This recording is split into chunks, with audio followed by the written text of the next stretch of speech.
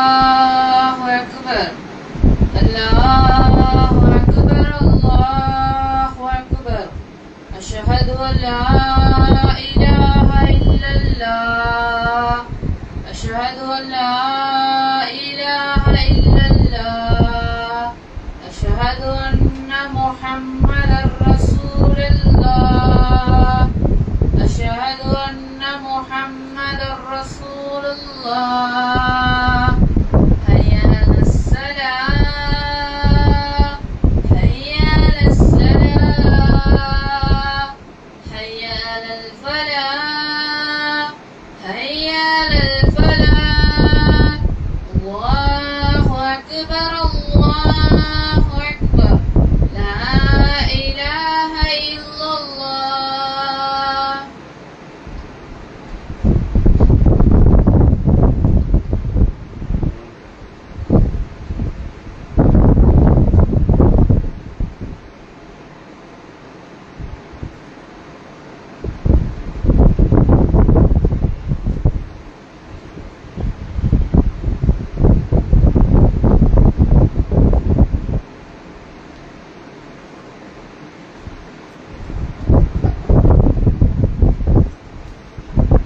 السلام عليكم ورحمة الله وبركاته.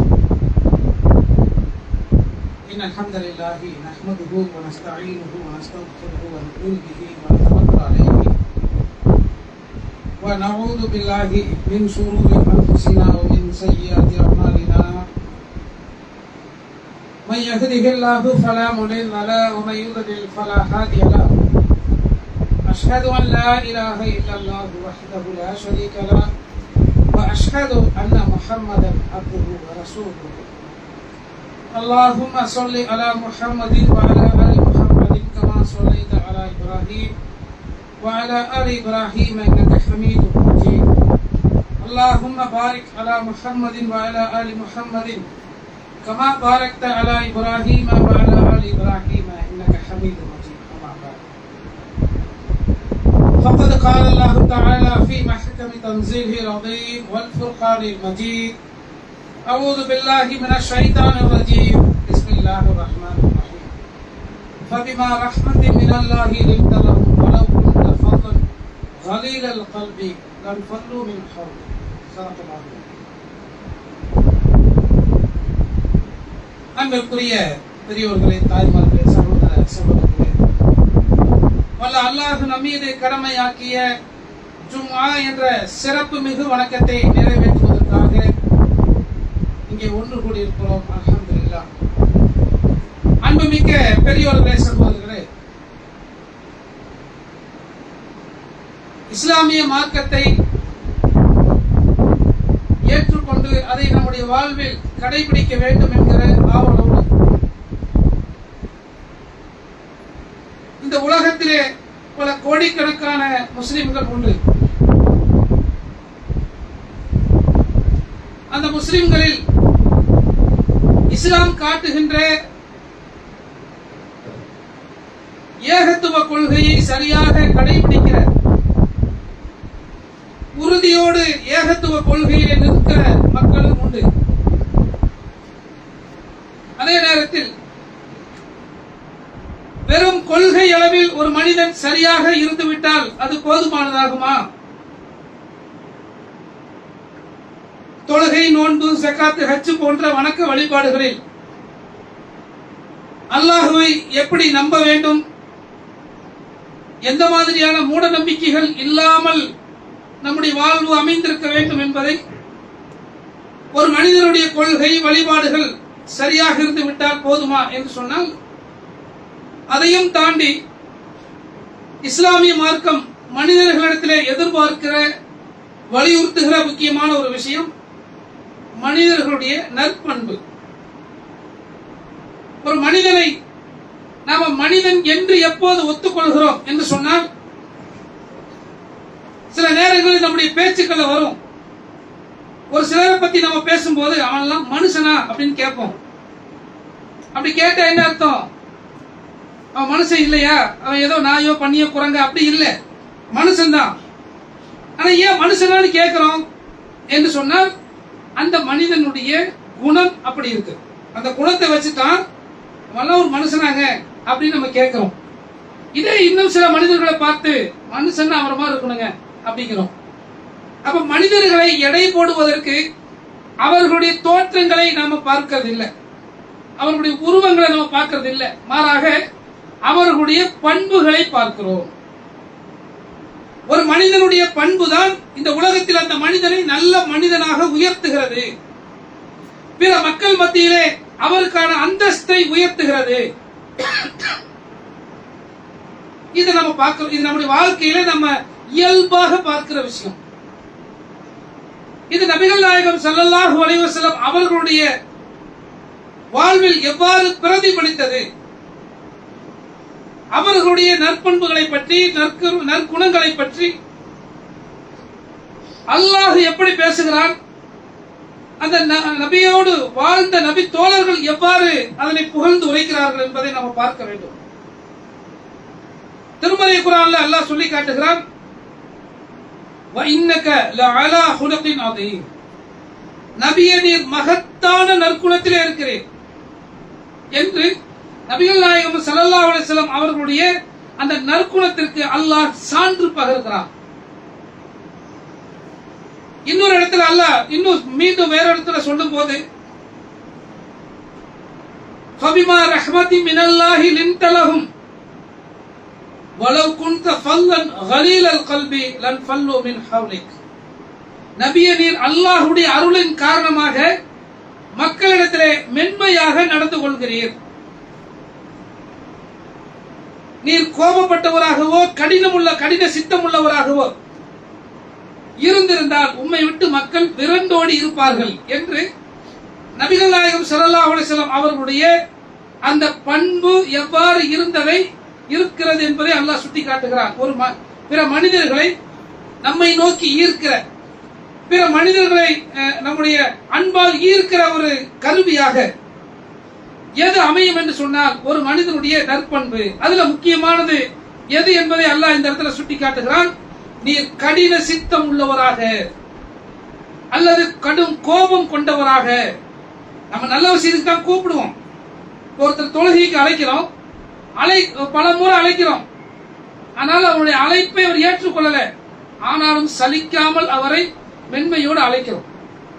இதுக்கு பதிலாக வேற மாதிரி அழைக்கிறோம், நீங்க வந்து தொலைக்க வேண்டியதான, தொழுகைக்கு தான் உன்னை கூப்பிடுறேன் அப்படின்னா எப்படி இருக்கும்? உடனே சாராயம் குடிக்கவா கூப்பிட்டோம், உடனே பன்னிக்கறி சாப்பிடுவா கூப்பிட்டோம், தொழுகைக்கு தானே கூப்பிட்டோம், வந்து தொலைக்க வேண்டியதானே அப்படின்னு சொல்லி பாருங்க. அவர் என்ன ரிப்ளை பண்ணுவாரு? வர முடியாது, போடாம. அப்ப நம்ம கண்ணியமாக நல்ல முறையில அழைக்கும் போது அந்த நல்ல முறைக்கான பதில் வேற மாதிரி இருக்கும். அதே அழைப்பு வேற மாதிரி போச்சுன்னா வேற மாதிரி இருக்கும். அப்ப நம்ம நல்லதுக்கு தானே கூப்பிட்டோம், ஏன் வரல என்று நாம கோபப்படுறோம் பாருங்க. மார்க்கத்தினுடைய அழைப்பு பணியில இருக்கக்கூடியவர்களுக்கு இந்த கோபம் இயல்பா வரக்கூடியதுதான். ஏன்னா பொதுவாகவே ஒருவர் ஐவேளை தொழுகிறார் வைங்க, அவருக்கு என்ன ஒரு வருத்தம் இருக்குன்னா இந்த சமுதாயத்தின் மீது நம்மளால வர முடியுது, இந்த மாதிரி எல்லாருனாலையும் வரத்தான முடியும், ஐவேளை ஜமாத்தோடு தொழத்தான முடியும், ஏன் வரவே மாட்டேங்கிறாங்க என்று மற்றவர்கள் மீது ஒரு வகையான கோபம் ஏற்படுவதை பார்க்கிறோம். ஆக இந்த மாதிரியான பண்புகள் இருக்கு பாருங்க. அதாவது பிறர் மீது அக்கறை கொள்கிற அந்த பண்பு, அந்த அக்கறை கோபமாக மாறுகிற ஒரு நேரம் வரும். ஆனா நபிகள் நாயகம் ஸல்லல்லாஹு அலைஹி வஸல்லம் அவர்கள் மனிதர்களின் மீது மிக பெரும் அக்கறை கொண்டவர்கள். அந்த அக்கறை எப்படிப்பட்ட ஒரு நிலைக்கு அவர்களை தள்ளியது என்பதை கூட அல்லாஹ் சொல்லி காட்டுகிறான். எந்த அளவிற்கு நபிகள் நாயகம் ஸல்லல்லாஹு அலைஹி வஸல்லம் அவர்கள் மனிதர்கள் மீது அக்கறை கொண்டு அவர்கள் மீது கவலைப்பட்டு இந்த ஏகத்துவத்தை ஏற்றுக்கொள்ளவில்லையே என்பதற்காக கவலைப்பட்டு அந்த கவலை அவர்களையே அழித்து விடுமோ என்று போகிற அளவிற்கு இருந்தது என்பதை அல்லாஹ் திருமறை குர்ஆனில் சொல்லி காட்டுகிறான். நபி சூரத்துல் காஃப் என்கிற அந்த 18வது அத்தியாயத்தில் நாம் பார்க்க முடியும். நபியே நீர் கொண்டு வந்திருக்கிற இந்த செய்தியை அவர்கள் ஏற்றுக்கொள்ளவில்லை என்பதற்காக கவலைப்பட்டு உம்முடைய உயிரை மாய்த்துக் கொள்வீர் போலும் என்று அல்லாஹ் கேட்கிறான். அப்போ தான் கொண்டு வந்திருக்கிற செய்தி நல்லது, அது இந்த உலகத்திலும் மறுமையிலும் இந்த மனிதர்களை மேம்படுத்தக்கூடியது, அந்த செய்தியை அவர்கள் ஏற்றுக்கொள்ளவில்லையே என்பதற்காக அல்லாஹ்வுடைய தூதர் கோபப்படவில்லை, எரிச்சல் படவில்லை. மாறாக அவங்க எந்த நிலைக்கு இருந்தாங்கன்னா, ஏற்றுக்கொள்ளவில்லையே என்கிற கவலை நபிகள் நாயகம் ஸல்லல்லாஹு அலைஹி வஸல்லம் அவர்களுக்கு. அந்த கவலை போற போக்கில் உள்ள கவலை இல்ல. ஒரு கட்டத்தில் கவலைப்படுவோம், அதுக்கு பிறகு வந்தா வரட்டு, அவனுக்கு நல்லது சொல்றோம் நல்லது அப்படின்னு போவோமே, அப்படிப்பட்ட கவலை இல்ல. அந்த கவலை ஆழமானது, அவங்க ஆள் மனதில் இருந்து ஏற்பட்ட கவலை. அதனால் அந்த கவலையால் அவர்களுக்கு உடல் பாதிப்பு ஏற்படுமோ என்கிற அளவிற்கு கவலைப்பட்டார்கள். இது திருமறை குர்ஆன்ல அல்லாஹ் சொல்லி காட்டுகிறான். இப்ப யோசித்து பாருங்கள், நபிகள் நாயகம் ஸல்லல்லாஹு அலைஹி வஸல்லம் அவர்கள் ஒரு நல்ல காரியத்தை சொன்னார்கள். அந்த நல்ல காரியத்தை ஏற்றுக்கொள்ளவில்லை. அந்த சமூக மக்கள் ஏற்றுக்கொள்ளாத போது அவர்கள் மீது எரிச்சலோ கோபமோ அடையாமல் கவலைப்பட்டார்கள். அப்ப இந்த இடத்துல இந்த வசனத்தை சிந்திச்சு பாருங்க. ஃபபிமா ரஹ்மத்தி மினல்லாஹி லின்தலஹும் வலவ் குன்த ஃபல்லன் கலீலல் கல்பி லன் ஃபல்லு மின் ஹவ்லிக். நபியே, அல்லாஹ்வுடைய அருளின் காரணமாக நீர் மக்களிடத்திலே மென்மையாக நடந்து கொள்கிறீர். நீர் மாத்திரம் கோபம் கொண்டவராக கடுகடுப்பானவராக இருந்திருந்தால் உம்மை விட்டு மக்கள் விரண்டோடி இருப்பார்கள் என்று அல்லாஹ் சொல்லுகிறானே. மக்களை ஈர்க்கும் பண்பு எது, மக்களை துரத்தும் பண்பு எது என்பதை அல்லாஹ் இந்த இடத்துல பண்புகளை பேசுகிறான். அப்ப இந்த பண்பை நபிகள் நாயகம் ஸல்லல்லாஹு அலைஹி வஸல்லம் அவர்கள் தங்களுடைய வாழ்நாளின் எல்லா நேரங்களிலும் எல்லா இடங்களிலும் கடைபிடித்தார்கள். எந்த அளவிற்கு என்று சொன்னால், நபிகள் நாயகம் ஸல்லல்லாஹு அலைஹி வஸல்லம் அவர்கள் வாழ்க்கையினுடைய யதார்த்தங்களை புரிந்தவர்களாக இருந்தார்கள். பொதுவா நாம சில விஷயங்களை ஏற்றுக்கொள்ள மாட்டோம். முடிந்து போன ஒரு விஷயமா இருக்கும், நேற்றுக்கு நடந்திருக்கும், அந்த நடந்த விஷயம் நமக்கு வருத்தப்படக்கூடியதா இருக்கும். அதை நினைச்சே நம்ம கவலைப்படுவோம். அதை நம்மளால மாற்ற முடியாது. ஆனால் மாற்ற முடியாத ஒரு விஷயத்திற்காக மிகுந்த கவலைப்படுவோம். நபிகள் நாயகம் ஸல்லல்லாஹு அலைஹி வஸல்லம் அவர்கள் இந்த வாழ்வின் யதார்த்தத்தை புரிந்தவர்களாக இருந்தார்கள் அப்படிங்கிறத பார்க்க முடிகிறது. என்ன யதார்த்தம்? பொதுவா நம்ம வாழ்க்கையினுடைய யதார்த்தத்தை புரிஞ்சுக்கிட்டா மனசுல தேவையற்ற குழப்பம், தேவையற்ற கோபம், தேவையற்ற டென்ஷன் இது வராதுங்க. இன்னைக்கு பாருங்க, நம்ம பல விஷயங்களுக்கு கோபப்படுகிறோம். கோபப்பட்டுட்டு சிறிது நேரம் கழித்தோ அல்லது சில மணி நேரங்கள் கழித்தோ அல்லது சில நாட்கள் கழித்தோ, அன்னைக்கு தேவையில்லாம கோபப்பட்டுட்டேங்க அப்படின்னு என்னுடைய கோபத்தை நான் தவறாக கோபப்பட்டு விட்டேன், தெரியாம கோபப்பட்டுட்டேன் அப்படிங்கிறோம். அப்ப கோபப்படும் போது நான் எப்படி இருந்தேன்? அந்த நிகழ்வின் யதார்த்தத்தை புரிந்து கொள்ளவில்லை. நபிகள் நாயகம் ஸல்லல்லாஹு அலைஹி வஸல்லம் அவர்கள் நம்மை போன்று சின்ன சின்ன விஷயங்களுக்கெல்லாம் தங்களுடைய கோபத்தை வெளிப்படுத்தவே இல்லை. இன்னும் சொல்ல போனால் அதுக்கு கோபப்படவே இல்லை. அந்த நிகழ்வு எப்படிப்பட்டது என்கிற யதார்த்தத்தை புரிந்து கொண்டார்கள். பாருங்கள், நபிகள் நாயகம் ஸல்லல்லாஹு அலைஹி வஸல்லம் அவர்களுக்கு ஒரு ஒட்டகம், அலுபா என்கிற ஒட்டகம், அந்த ஒட்டகம் நபி அவர்களுடைய ஒட்டகம். இந்த ஒட்டகத்துடைய இன்னொரு தனி சிறப்பு என்னவென்று சொன்னால், மதீனாவிலே இந்த ஒட்டகத்தை ஓட்டப்பந்தயத்தில் வெல்வதற்கு வேறு எந்த ஒட்டகமும் இல்லை. அவ்வளவு சூப்பர் பவர் அந்த ஒட்டகம். அப்ப சஹாபாக்களுக்கு ஒரு சந்தோஷம், ரசூலுல்லாஹ்வுடைய ஒட்டகம் அப்படிங்கிற ஒரு பிரியம், அதை தாண்டி அது ஒரு பவர்ஃபுல்லான ஒரு ஒட்டகம் அப்படிங்கிறது ஒரு கூடுதல் பிரியம். இதை ஒரு கிராமவாசி முறியடிக்கிறார். ஒரு முறை ஒரு கிராமவாசி வர்றார், ஒரு ஒட்டகத்தின் மீது, ஒரு 6 வயசு நிரம்பாத ஒரு ஒட்டகத்தின் மீது வருகிறார்.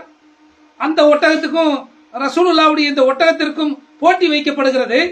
அந்த போட்டியில் அந்த கிராமவாசியினுடைய ஒட்டகம் ஜெயிச்சிருச்சு, முந்திருச்சு. இப்ப சஹாபாக்களுக்கெல்லாம் கவலை, அலுபா தோற்று விட்டது அப்படிங்கிற இந்த கவலை, இது நபிகள் நாயகம் ஸல்லல்லாஹு அலைஹி வஸல்லம் அவங்களுக்கு கவனத்துக்கு வருது. அப்ப சொல்றாங்க,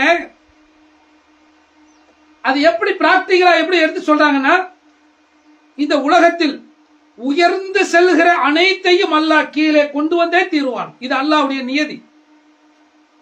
மேலே ஒன்று உயர்ந்து சென்றால் அதை கீழே கொண்டு வருவான்.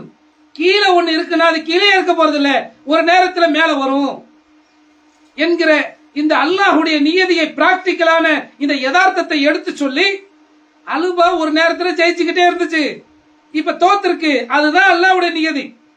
ஜெயிக்கிறது ஜெயிச்சுக்கிட்டே இருக்க போறது இல்ல என்று அந்த தோல்வியை அந்த சஹாபாக்கள் எல்லாம் ஏற்றுக்கொள்ள முடியாத அந்த நிலையில இருக்கும் போது அந்த தோல்வி யதார்த்தமானது, உலகில் அதுதான் யதார்த்தம் என்பதை நபிகள் நாயகம் ஸல்லல்லாஹு அலைஹி வஸல்லம் அவர்கள் அதை மக்கள்கிட்ட விலக்கி சொல்லிட்டு அதற்காக கொஞ்சமும் கவலைப்படவில்லை.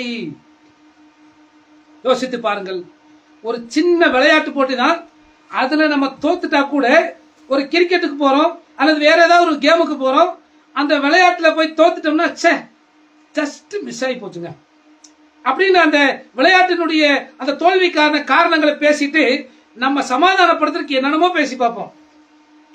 அட விளையாட்டுல வெற்றி தோல்வி எல்லாம் சகஜம்தாங்க அப்படின்ட்டு அதை சமமாக பார்க்கிற அந்த பக்குவம் நமக்கு வர மாட்டேங்குது. ஆனா அல்லாஹ்வுடைய தூதர் அந்த யதார்த்தத்தை புரிந்து கொண்டார்கள். வாழ்வில் உலகத்திலுடைய வாழ்க்கையில எதுவும் நிலையாக மேலே நிற்க போவது இல்லை.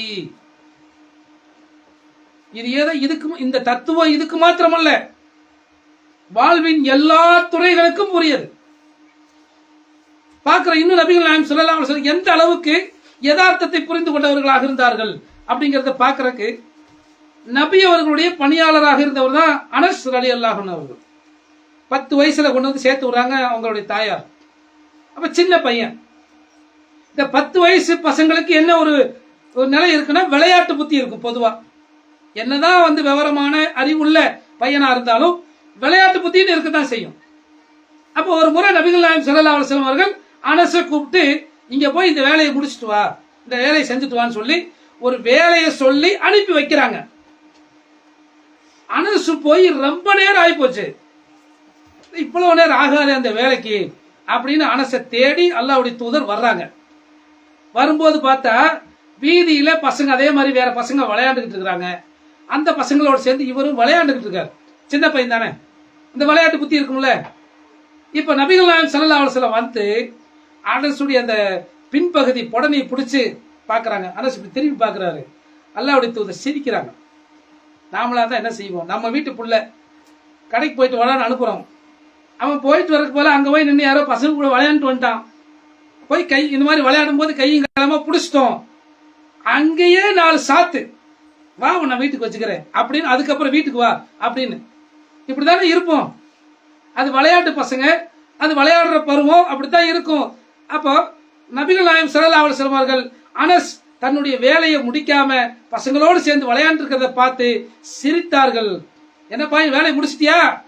அல்லாஹ்வுடைய தூதரை தான் முடிச்சுட்டு வர்றேன் அப்படின்ட்டு பிறகு போய் முடிச்சுட்டு வந்தேன். அனஸ் சொல்றாங்க. இதை சொல்லிட்டு அந்த அனஸ் ரலியல்லாஹு அவங்க சொல்றாங்க, அல்லாஹ்வுடைய தூதர்ட்ட நான் 10 வருஷம் வேலை செஞ்சிருக்கிறேன். ஒரு நாள் 2 நாள் இல்ல, 10 வருஷமா வேலை செஞ்சேன். அவர்களுக்கு பணியாளராக இருந்தேன். 10 வருஷத்துல ஒரே ஒரு முறை கூட அல்லாஹ்வுடைய தூதர் ஏன் இப்படி பண்ணுன கேட்டதில்லை, ஏன் இப்படி பண்ணுனேன்னு கேட்டதில்லை, இப்படி செஞ்சிருக்கலாம்ல அப்படின்னு சொன்னதில்லை. யோசிச்சு பார், 10 வருஷத்துல ஒரு முறை கூட அல்லாஹ்வுடைய தூதர் ஏன் இவ்வாறு செய்தாய் என்று கடிந்து கொண்டதில்லை, இப்படி செஞ்சிருக்கலாம்ல என்று கோபப்பட்டதில்லை. அப்ப அல்லாஹ்வுடைய தூதர் ஸல்லல்லாஹு அலைஹி வஸல்லம் அவர்கள் அந்த யதார்த்தத்தை புரிந்த காரணத்தினால்தான் ஏன் இப்படி செஞ்ச என்று கேட்டால் இனிமேல் அதை திருத்த போறதில்லை, இப்படி செஞ்சிருக்கலாமே என்றால் செஞ்சு முடிஞ்ச காரியத்தை இனிமேல் மாற்றி முடிக்க போறதில்லை.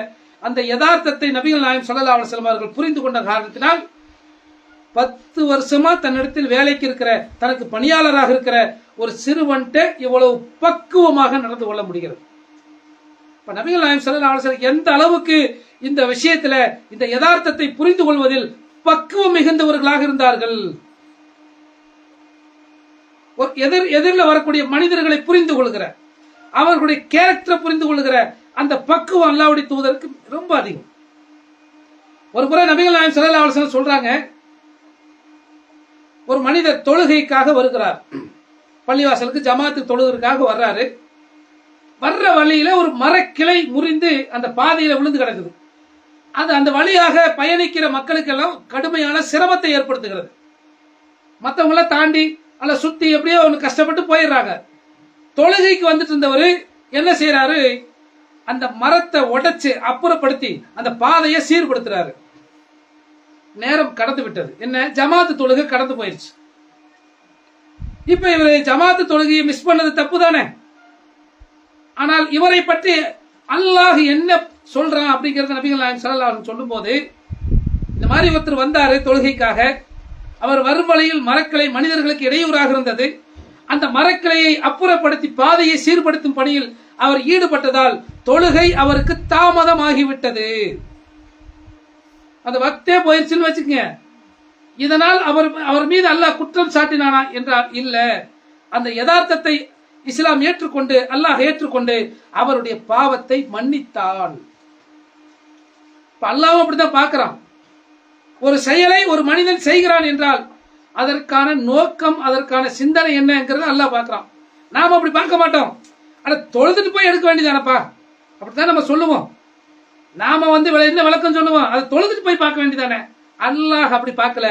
அந்த மனிதர் அந்த நற்காரியத்தை செய்ய வேண்டும், பிற மனிதர்களுக்கு இடையூறாக இருக்கிறத அப்புறப்படுத்தணும்னு நினைச்சாரு, அதை இந்த எடுத்து போட்டலாம் நினைச்சாரு.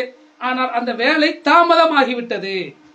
அந்த தாமதமாகிவிட்டது என்பதை அல்லாஹ் ஏற்றுக்கொண்டு அவருடைய தவறுகளை, பாவங்களை மன்னிக்கிறான். இந்த யதார்த்தத்தை நபிகள் நாயகம் ஸல்லல்லாஹு அலைஹி வஸல்லம் அவங்க சொல்றாங்க. அப்ப யோசித்து பாருங்கள், மனிதர்கள்ட்ட இருக்க வேண்டிய நற்குணங்கள்ல, நம்ம வாழ்க்கையில நிறைய தேவைப்படுகிற ஒரு நற்குணங்கள்ல யதார்த்தம் என்பது என்ன நிகழ்வு என்பதை புரிந்து கொள்ளுகிற பக்குவம். ஒருவர் ஒரு வார்த்தையை சொல்லுகிறார் என்றால் அந்த வார்த்தைக்கு என்ன, ஒருவர் ஒரு செயலை செய்திருக்கிறார் என்றால் அந்த செயலுக்கு என்ன நோக்கம், என்ன காரணம். நாம செயலை மட்டும் பார்க்கிறோம். ஆனால் அல்லாஹ்வுடைய தூதர் அந்த இடத்துல செயலை செய்தவருடைய பக்குவம் என்ன, அவங்க நோக்கம் என்ன, இதெல்லாம் பார்க்கிறாங்க. அந்த விஷயங்களை புரிந்து கொள்ளுகிறார்கள். எந்த அளவுக்குன்னு சொன்னா, நபிகள் நாயகம் ஸல்லல்லாஹு அலைஹி வஸல்லம் அவர்கள் இந்த மாதிரி சின்ன சின்ன விஷயங்களை மட்டும் இல்ல, ரொம்ப சீரியஸான விஷயத்துல கூட அவருடைய நோக்கத்தை புரிந்து கொள்ள முயற்சித்தார்கள். ஹாத்திப் பின் அபி பல்தா என்கிற ஒரு நபி தோழர், இவர் பத்ர் போர்ல பங்கேற்றுக் கொண்ட ஒரு பெரும் தியாகி, ஹிஜ்ரத் பண்ணி வந்தவர், ஹிஜ்ரத் பண்ணி மதீனாவுக்கு வந்தவர். அது போக பத்ர் போர்ல கலந்து கொண்ட சிறப்பு பெற்ற தோழர். இவர் என்ன செஞ்சுட்டாருன்னா, ஒரு முறை ஒரு தப்பு பண்ணிடுறாரு. என்ன பண்ணிடுறாரு, நபிகள் நாயகம் ஸல்லல்லாஹு அலைஹி வஸல்லம் அவர்கள் மதீனாவிலிருந்து மக்காவின் மீது படையெடுக்கிற ஒரு திட்டத்தோடு இருந்தார்கள். இது பற்றிய செய்தியை ஒரு கடிதமாக மக்காவாசிகளுக்கு அனுப்புகிறார்கள். இது அல்லாஹ் வஹி மூலமா நபி அவர்களுக்கு அறிவிச்சு கொடுத்துட்டான். இப்போ இதை எடுத்துக்கொண்டு அல்லாஹ்வுடைய தூதர் அலி ரலியல்லாஹு அவங்க தலைமையில ஒரு சின்ன குழுவை அனுப்பி அந்த லெட்டரை புடுங்கிட்டு வந்துட்டாங்க. மதீனா மக்காவாசிகளுக்கு போகாம லெட்டரை புடுங்கிட்டு வந்துட்டாங்க. பிறகு கேட்கிறாங்க, ஹாத்திபே இது என்ன, இவ்வளவு பெரிய வேலையை செஞ்சிருக்கீங்களே இது என்ன அப்படின்னு கேட்கிறாங்க. அவர் செஞ்ச வேலை என்ன தெரியுமா, ராஜ துரோகம். ஒரு நாடு இன்னொரு நாட்டின் மீது படையெடுக்க இருக்கிறது, அந்த ரகசிய திட்டத்தை எதிரிக்கு சொன்னா அதுக்கு பேர் ராஜ துரோகம். அவ்வளவு பெரிய தவறை செஞ்சிருக்கிறாங்க, என்ன இது அப்படின்னு கேட்கிறாங்க. அல்லாஹ்வுடைய தூதரே, நான் இதை ஈமான் இல்லாமலோ குஃப்ருக்கு ஆதரவாகவோ இந்த வேலையை செய்யல, மாறாக என்னுடைய சொத்து பத்து அங்க இருக்கு, இங்க ஹிஜ்ரத் பண்ணி வந்தவங்களுடைய சொத்து பத்துலாம் அங்க இருக்குது, அவங்களுக்கு சொந்தக்காரங்க இருக்கிறாங்க, அவங்க அந்த சொத்து பத்துக்களை பராமரிச்சுக்கிறாங்க, பாதுகாத்துக்கிறாங்க. என்னுடைய சொத்தை பராமரிக்கவும் பாதுகாக்கவும் அங்க சரியான ஆள் இல்லை. இந்த மாதிரி ஏதாவது செஞ்சா எனக்கு அது பாதுகாப்பா இருக்கு, என்னுடைய சொத்துக்கு அது பாதுகாப்பா இருக்கும் என்பதற்காகத்தான் செஞ்சேனே ஒழிய நான் ஈமானுக்கு எதிராகவோ குஃப்ருக்கு ஆதரவாகவோ நான் இந்த வேலையை செய்யல என்று அவர் அதை சொல்லும் போது நபிகள் நாயகம் ஸல்லல்லாஹு அலைஹி வஸல்லம் அவர்கள் இவர் உண்மை சொன்னார் அப்படிங்கிறாங்க. யோசிச்சு பாருங்க, நாமளா இருந்தா அந்த துரோகத்தை வாழ்நாள் முழுக்க மறக்கவே மாட்டோம், மன்னிக்கவே முடியாதே வந்து செஞ்ச தப்ப அப்படின்றோம்.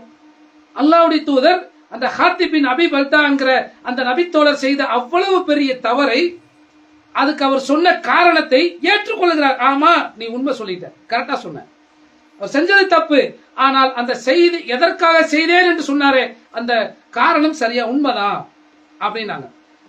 இந்த சந்தர்ப்பத்தில் உமர் அலியில் அவங்க சொல்றாங்க, அல்லாஹ்வுடைய தூதரே எனக்கு அனுமதி கொடுங்க, இந்த ஆளோட தலையை வெட்டுறேன், விடக்கூடாது, எவ்வளவு பெரிய தப்பு பண்ணிருக்காரு அப்படின்னு கோபத்துல கொந்தளிக்கிறாரு. அப்ப ரசூலுல்லாஹ் சொல்றாங்க, உமரே அமைதியா இருங்க, அவர் பத்ர் போர்ல பங்கெடுத்தவர், உங்களுக்கு தெரியாது, அல்லாஹ் சொல்லி இருக்கலாம், பத்ர் போர்ல பங்கெடுத்துக் கொண்டு பெரும் தியாகம் செய்ததால் நீங்கள் விரும்பியதை செய்து கொள்ளுங்கள், நான் மன்னிக்கிறேன் என்று அல்லாஹ் சொல்லி இருக்கலாம், அதனால விட்டுருங்க என்று சொல்லி அல்லாஹ்வுடைய தூதர் அவருடைய தவறுக்கான காரணத்தை ஏற்றுக்கொண்டு அவருடைய தவறை மன்னிக்கிறது எதை கொண்டு மன்னிக்கிறார்னா, அவர் இதற்கு முன்னால் செய்த தியாகத்தை கொண்டு மன்னிப்பை கொடுக்கிறார்கள். யோசித்து பாருங்கள், எவ்வளவு பெரிய விஷயம் அது. ஒரு அரசாங்கத்தினுடைய அதிபராக இருக்கக்கூடிய ஒருவருக்கு இது போன்று ஒரு அரசாங்கத்தின் ரகசிய திட்டத்தை எதிரிக்கு கொண்டு போய் கொடுத்தால் அது அந்த கவர்மெண்ட்டுக்கு எவ்வளவு பெரிய பாதிப்பை ஏற்படுத்தும். அவ்வளவு பெரிய சிக்கலை ஏற்படுத்தி இருந்தும் கூட அல்லாஹ்வுடைய தூதர் அந்த யதார்த்தத்தை புரிந்து கொண்டு அவரை மன்னித்தார்கள் என்பதை பார்க்க முடிகிறது. அப்ப நபிகள் நாயகம் ஸல்லல்லாஹு அலைஹி வஸல்லம் அவர்கள் எந்த அளவிற்கு இதிலே பக்குவம் மிக்கவர்களாக இருந்தார்கள் என்கிற செய்தியை இதுல நம்ம பார்க்க முடிகிறதா இல்லையா? நபிகள் நாயகம் ஸல்லல்லாஹு அலைஹி வஸல்லம் அவர்கள் மனிதர்கள்ட்ட சில விஷயங்களை வலியுறுத்துறாங்க. எப்படி வலியுறுத்துறாங்கன்னா, உங்களில் சிறந்தவர் நற்குணத்தால் சிறந்தவர் தான்.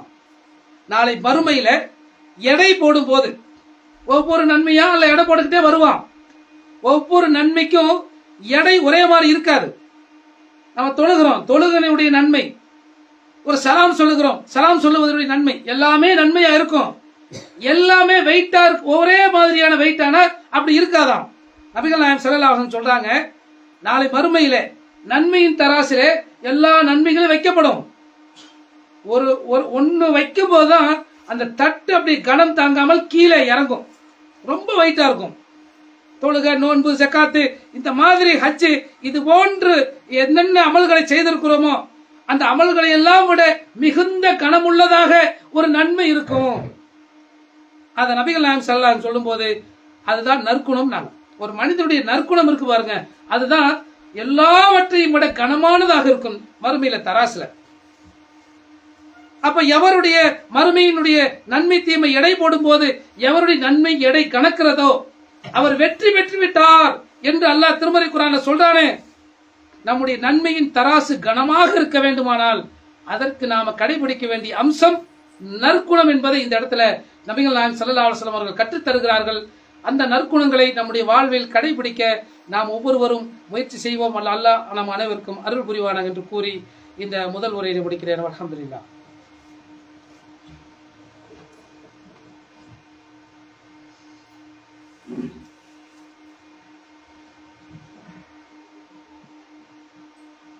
அல்ஹம்துலில்லாஹ். அன்பிற்குரிய பெரியோர்களே, சகோதரர்களே, நாம் வாழுகிற இந்திய ஒன்றியத்தினுடைய அடுத்த ஆட்சியை அமைக்கப் போவது யார் என்கிற ஒரு தேர்தல் இந்தியா முழுவதும் நடந்து கொண்டிருக்கிறது. நமக்கு தமிழ்நாட்டில் தேர்தல் முடிஞ்சிருச்சு. இனி ஒவ்வொரு மாநிலங்களையும் இப்ப தேர்தல் நடந்து கொண்டிருக்கிறது.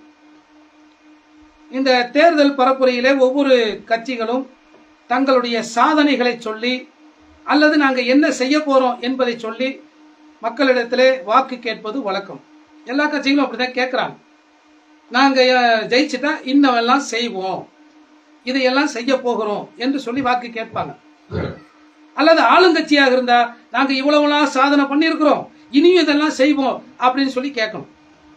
ஆனால் இன்றைக்கு ஆளுங்கட்சியாக இருக்கிற பாசிச அந்த கட்சி, பாசிச கொள்கையை கொண்ட அந்த கட்சி, அதனுடைய பிரதமராக இருப்பவருடைய தேர்தல் பிரச்சாரத்தை நாம் கவனித்து பார்த்தோம் என்று சொன்னால், தன்னுடைய 10 ஆண்டு கால சாதனையை சொல்ல முடியாமல் மக்கள்கிட்ட அதை சொல்லல, அல்லது இனிமே வந்தா இதையெல்லாம் நாங்க செய்யலாம் திட்டம் வச்சிருக்கிறோம் என்று அதை பற்றி பேசாமல், இந்தியாவிலே ஒற்றுமையோடு வாழுகின்ற மக்களுக்கு மத்தியிலே மத ரீதியான மோதலை ஏற்படுத்துகிற வகையிலே, இந்து முஸ்லிம் என்கிற அந்த மத பாகுபாட்டை ஏற்படுத்துகிற வகையிலே தன்னுடைய பிரச்சாரத்தை அமைத்திருப்பதை கண்கூடாக இந்திய மக்கள் பார்த்து கொண்டிருக்கிறார்கள். இதே பிரதமர் பேசிய இதே போன்ற ஒரு பேச்சை அந்த ஆளுகின்ற பாசிச கட்சியின் அல்லாத வேறு கட்சியினுடைய வேட்பாளர்களோ தலைவர்களோ பேசியிருந்தால் அவர்கள் மீது இந்நேரம் வழக்கு பாய்ந்திருக்கும், அவர்கள் மீது கடுமையான நடவடிக்கை எடுக்கப்பட்டிருக்கும். ஆனால் இன்னைக்கு தேர்தல் ஆணையமும் அவங்களுடைய ஒரு பிரிவாக மாறி போயிருப்பதால், இந்திய ஒன்றியத்தை ஆளுகின்ற பிஜேபியினுடைய ஒரு பிரிவாக தேர்தல் ஆணையம் மாறி போயிருப்பதால் நடவடிக்கை எடுக்க தயங்குவதை பார்க்கிறோம். பெருசா நடவடிக்கை எடுக்கல. எவ்வளவு கடுமையான வார்த்தைகளை பிரதமர் பேசினாலும் அந்த வார்த்தைகளுக்கு அந்த பிரதமருங்கிற தகுதியை மறந்து, பொதுவாக அரசியல் கட்சிகள்ல பாத்தீங்கன்னா மேல்மட்ட தலைவர்கள் இருப்பாங்க, அதுக்கு அடுத்து 2ஆம் கட்ட தலைவர்கள் இருப்பாங்க, அதுக்கு அடுத்து 3ஆம் கட்ட 4ஆம் கட்ட தலைவர்கள் இப்படி இருப்பாங்க. இந்த 4ஆம் கட்ட தலைவர்கள் அந்த பேச்சாளர்கள் பாத்தீங்கன்னா தர லோக்கலுக்கு இறங்கி பேசுவாங்க. இது எல்லா அரசியல் கட்சிகளையும் உண்டு. அதுக்கடுத்து பாத்தீங்கன்னா 2ஆம் கட்ட முதல் கட்ட தலைவர்களை பாத்தீங்கன்னா எந்த இடத்துலயுமே நேரடியாக மக்களுக்கு மத்தியில மோதலை ஏற்படுத்துகிற சிக்கலை ஏற்படுத்துகிற வார்த்தைகளை பேச மாட்டாங்க. அவங்க அந்த ராஜதந்திர ரீதியாக தான் அணுகுவாங்க. இது எல்லா கட்சிகளிலும் இருக்கக்கூடிய முதல் கட்ட தலைவர்கள் மக்கள் மத்தியில நேரடியா பிளவை ஏற்படுத்துகிற வார்த்தைகளை பயன்படுத்த மாட்டாங்க. அந்த மாதிரி பிரச்சனைகளை இதெல்லாம் 4ஆம் கட்ட பேச்சாளர்களை வச்சுதான் பேசுவாங்க. அதனாலதான் நான் கூட சொல்லுவேன், 4ஆம் தர வார்த்தைகளை பேசுற அப்படின்னு சொல்றோமே, அது ஒவ்வொரு கட்சியிலும் இருப்பாங்க. ஆனால் இந்த பிஜேபியில மாத்திரம் முதல் கட்ட தலைவர்களை 4ஆம் தர பேச்சை பேசிக் கொண்டிருக்கிறார்கள். கேடு கட்டவர்களாக இருக்கிறார்கள். இந்த நாட்டு மக்களை பிளவுபடுத்தக்கூடிய அநியாயக்காரர்களாக அக்கிரமக்காரர்களாக இருக்கிறார்கள். அவர்களை அப்புறப்படுத்த வேண்டும் என்பதுதான் இந்திய ஒன்றியத்தினுடைய பெரும்பான்மை மக்களுடைய விருப்பமாக இருக்கிறது. ஆனாலும் அல்லாஹ் என்ன நாடி இருக்கிறான் என்பதை நாம் அறிய முடியாது. அல்லாஹ் நாடியோருக்கு ஆட்சியை வழங்குகிறான். அல்லாஹ் நாடியோரிடமிருந்து ஆட்சியை பறிக்கிறான். அல்லாஹ் நாடியோரை கண்ணியப்படுத்துகிறான். அல்லாஹ் நாடியோரை இழிவுபடுத்துகிறான். இந்த அக்கிரமக்காரர்கள் ஆட்சியிலிருந்து அப்புறப்படுத்தப்பட்டு மக்கள் மத்தியிலிருந்து வெகு தூரத்திற்கு தள்ளப்பட வேண்டும் என்பதே நாம் இந்திய மக்களுடைய விருப்பமாக இருக்கிறது. அதை அல்லாஹ் ஏற்றுக்கொண்டு மக்களுடைய விருப்பங்களை ஏற்றுக்கொண்டு அல்லாஹ் இந்த அநியாயக்கார ஆட்சியாளர்களிடமிருந்து பாசிசவாதிகளிடமிருந்து இந்திய மக்களை காப்பாற்ற வேண்டும் என்று அல்லாஹ்விடத்திலே துஆ செய்தவனாக இந்த உரையை நிறைவு செய்கிறேன். அல்ஹம்துலில்லாஹ். வஸ்ஸலாமு அலைக்கும் வரஹ்மத்துல்லாஹ்.